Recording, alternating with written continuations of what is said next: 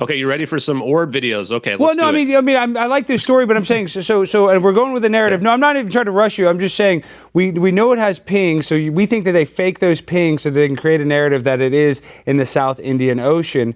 But why are they? What happened? What do you think happened? Yeah, so I think that what we see in these videos is what happened. As hard as it is to believe here, I think the United States government has gravity and space-time manipulation technology. Like literally, not just anti-gravity, which is if you talk to these UFO people, who I'm not a big fan of in general, they'd be like, yeah, we've got anti-gravity technology, which you see this first orb kind of doing around this plane. Hmm. But we're going to see this plane just straight up disappear. And this is where it comes into this complete space-time manipulation technology. Now we're watching these orbs spin around the plane, but they're moving around with purpose here. They've got this triangle formation, perfect equilateral triangle. They're doing something you can tell when they're spinning around. It appears to be mapping the plane.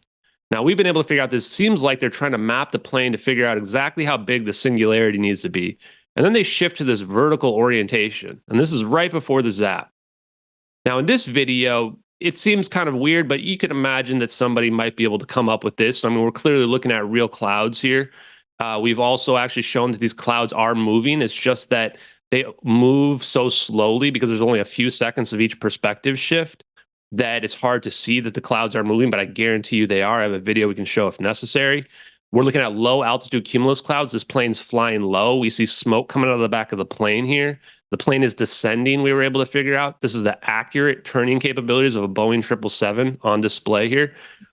We can also tell this screen is cropped. This is a cropped screen recording. And we can tell that because we can see this mouse coming in from the top right and moving off the top left or bottom left of the screen. We also believe that this is a screen recording because the mouse comes from the top right and it ends and goes back to the top right, as if it's clicking on start recording and then clicking on stop recording at the end.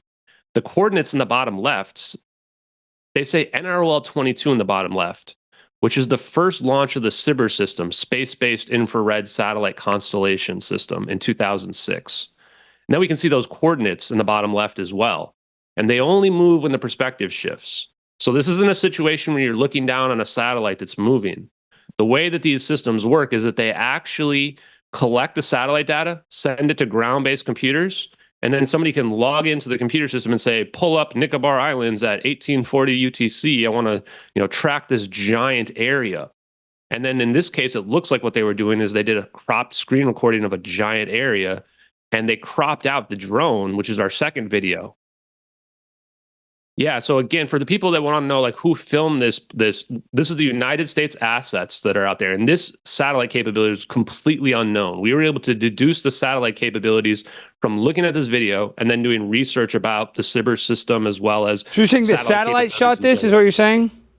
So what it really is like Google Earth mixed with they put them on balloons software. Well, yeah, have you ever seen that? Where sometimes they have cameras on balloons, like China has spy satellites that are on balloons. They've landed. Could have been one of those. You know what I'm talking about? Well, in this case, we believe I'm going to show you another video real quick. We mapped every single satellite that's out there, and we found USA 229. This is a naval ocean surveillance satellite pair. We looked back at all the old trajectories of all the satellites. And turns out this is a satellite with another satellite right next to it. The whole purpose of this satellite is to track boats, planes, and other objects. And we see in the top of the screen here, you can see 1840 UTC, and these satellite pairs staring right down at the coordinates that we've got here. And this is a low Earth orbit satellite pair. Real quick, Ashton, before you share the second one, has there been a whistleblower that has said that they revealed these videos, or how did we get these videos? So I dug around for people that would have leaked these videos, espionage, willful retention of classified information, and I found Lieutenant Commander Edward C. Lin. I spent a couple of weeks looking around everybody who had ever been charged with this stuff in the time frame, and Edward C. Lin checks every single box. In fact, they obfuscated the charges against him. They tried to get him with espionage and put him in prison for life. And it turned out that he never exchanged anything with anyone from China. The government had to admit it. He flew on spy planes. He had signals intelligence experience, which is how all these assets communicate. The defense argued that the classified information in question was available on the internet. The government would never say what it was. The government was actually so afraid of going to trial because they thought that they would have to show what the classified information was that he leaked. Now, if that classified information was available on the internet, was it these videos? These videos have been confirmed to go back to 2014. The first one was published May 19th, 2014. This one was published June 12th, 2014. So you can imagine a scenario where somebody leaks these videos one by one because they think that the world is going to know the truth, and that Edward C. Lin was potentially, maybe he even thought it was UFOs. I think we're looking at government technology. So you don't but think maybe it's an he thought it was extraterrestrial? UFOs. So you think this No. is a technology that we have here on Earth? I do not think that this is extraterrestrial. Now, I don't know where this technology comes from. And the more I learn about this, the less certain I am about where this technology potentially comes from. I would argue that if you go back to the Philadelphia experiment, where we claim that this battle cruiser teleported somewhere, they were trying to cloak that. Now, there's some engineers that were on board this plane, and supposedly they were working on advanced cloaking as well. So I would argue the reason why I don't think this is extraterrestrial is because this is an operation. People ask, why is the drone filming this? It's not, they were just randomly filming an airplane, and then all of a sudden some orbs come along. This was an operation, start to finish. I would argue this is espionage. I think that President Obama is directly implicated in the disappearance of this plane. He was president at the time. Joe Biden might be as well. Do you think Michelle Obama? How high it goes up? Do you think Michelle Obama was born a boy? Mike Obama, that's one of the funniest. That's one of the most common jokes that we do in our in my live streams. But I'm not going to comment on that. Honestly, That's fair. Do you think the scans would be able to see Michelle's penis? Did you see it? Yeah, did make that? Yeah, I think that what you said, Raytheon scans or Halliburton scans. Yeah, they could probably. Lockheed Martin. Yeah, Lockheed So Martin. satellites in the '60s already could have resolution down to 4 inches. So I'd say they might be able to see 4 inches is fine. 4 inches is that's enough, right? It's always enough. Let's not. It's perfectly average, all right? It's just, it's cold. A good distance, a good So length. a couple things I want to point out, though, here is that when we're looking at this, so first of all, I believe for sure it's an operation, which would indicate that unless we just randomly caught some aliens zapping the aircraft, that this was an operation from the beginning. I think the United States started the fire. I think that we diverted the plane over to this location. When we look at these orbs here as well, you can see this heat signature. This heat signature is very odd. This is consistent with a magnetic monopole, which is science that was only published in 2015, the year after this plane disappeared. I've talked to Bob Grenier, who's in low energy nuclear reactions, otherwise known as cold fusion. And when he looked at this video, he said, well, I didn't go back in time and make this video. So either this is legit and this is like a black world kind of video that's out there, or, he couldn't explain what else it could possibly be. I don't know how somebody could come up with that, but also you see these orbs converge on the plane. I'm going to go to the slow-mo. At the end of this is the original video, by the way. It has slow-mo of it. So if somebody was faking these videos, why are they adding super slow-mo versions of it? Like where if they made a mistake, it would be obvious.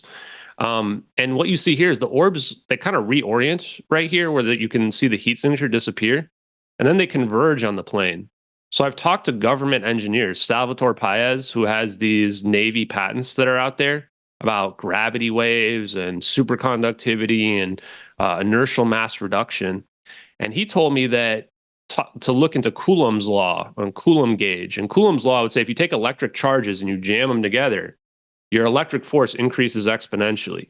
And when you look at this, it's exactly what the orbs are doing here. So from a scientific perspective, and I challenge any scientists out there to peer review or question this, is that you're seeing these orbs increase their electric charge to such a degree where when this singularity begins to happen, they've broken through something called the Schwinger limit.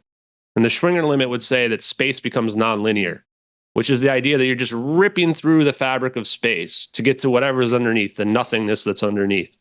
And this is what I would call the ether, or scientists would say is the quantum fluctuations in the vacuum.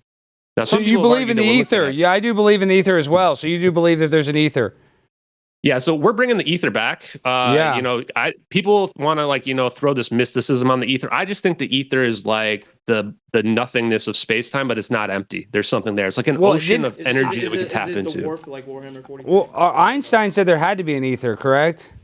In 1920, he did come back to it. Now, people will say, oh, the Michelson-Morley experiment. I'm going to stop sharing for a second. They said the Michelson-Morley experiment proves that the ether is not real. Well, I just showed a video of somebody who did another version of it in 2009, and all they did was they flipped it vertically. And then now you can see that there is an interaction from the interferometry experiment where the interference pattern moves when it spins around, which would indicate that maybe there is an ether. Well, speaking of the ether, what about the conspiracy that the MH370 actually flew over the ice wall and now it's on a different land? There's a lot of conspiracies that are out there. And there's ones about the Rothschilds and some people with the patents on board. So it's like Titanic. So you're telling me it's like modern day Titanic? I think this plane went to Diego Garcia, and that's where a lot of these conspiracy theories that are out there think What's the plane Diego went. Garcia? Wait, what is that? Why don't I know what that is? A lot of people don't even know Diego Garcia. So I'm going to show this other screenshot right here as well, where if this plane did get warped, teleported, wormholed, whatever it is, then using the right-hand rule in electrical engineering, this plane would be going to the west because we can map out its direction of travel. It's going backwards. And what's to the west is the Maldives. So in the Maldives, there's some islanders that saw the plane in the early morning hours. And Diego Garcia is this military base down here in the British Islands or British Indian Ocean territory. It's a very advanced military base. I've been told this is like Area 51 on steroids. So maybe they are hiding these orbs there. Maybe they test the orbs out here. It's a good spot to hide an aircraft. There's nothing nearby. And this is where like Mark Dugain, Catherine T, that witness, as well as Gregory, I forget what his name is, the comedian out there. A lot of people thought this plane went to Diego Garcia. And I actually happen to agree with them. That's the most logical place for this plane to end up. The only reason why the experts discounted it is they couldn't figure out how the plane could get over to the west of these islands where these islanders saw it. Well, if we have some kind of space-time manipulation, teleportation type technology, then this plane shows up over here in the Maldives and then just flies south to Diego Garcia. There was Philip Wood, the American passenger, the adult American passenger. There was a weird picture that's all black that gets posted on 4chan like a week after this plane disappears. And it says he's being held prisoner somewhere and he doesn't know where. And it turns out they looked at the EXIF data on it. And the EXIF data has coordinates for Diego Garcia as well. So while I can't prove that's where the plane went, throw out all the other conspiracies. That's where I'm putting my money. I'm going to say that's where the plane went. I'm going to tell the American government, let me in there and look. The last piece of evidence I want to show related to that or talk about related to that is there was 19 family members that signed a joint statement begging the government to look into the fact that the cell phones were still ringing for up to 4 days later. One of them even proved it on television. Now, cell phones, contrary to the CNN experts, do not ring when they're underwater or turned off, or if you're out in the Andromeda galaxy or wherever people think this plane went. So I don't think this plane went to another dimension. I think that this plane simply we used some very hyper advanced exotic technology on it, and this plane ended up in Diego Garcia. So it went through like a wormhole that we created, basically, and then it can just teleport there. I mean, I know you don't know, but that's just you think that this wormhole can only send it to places here on Earth, I'm guessing? That's exactly what I think. And if you want to look at this here, well, why are there Defense Intelligence Agency reference documents? These we found on the internet from 2010. One of them is called Warp Drive, Dark Energy, and Manipulation of Extra Dimensions. There this you one go. actually talks about the idea of the ether. And here's another one for you if you guys are really ready to have your mind blown. Yes. This one's called Traversable Wormholes, Stargates, and Negative Energy. Wait, what? I think I've actually read this document with the Stargates. I remember I saw a YouTube video about this. Wait, that's insane. So the question is, why do these even exist? And I would argue that these exist because the government now has plausible deniability. The government comes out and eventually someone exposes this and we've got this space-time manipulation technology. And they go, oh, well, we weren't lying about it. We had these papers out there. You just didn't think it was real, And the people that write these are like people like Eric Davis, Hal Puthoff, and other engineers that work directly with the government and work on private labs. So part of the reason why I'm so convinced this is real is I've been interviewing some of these people. I interviewed Salvatore Pais, who's a Navy engineer. I interviewed my buddy Dave Rossi, who's a DoD private contractor engineer who works in private labs as well.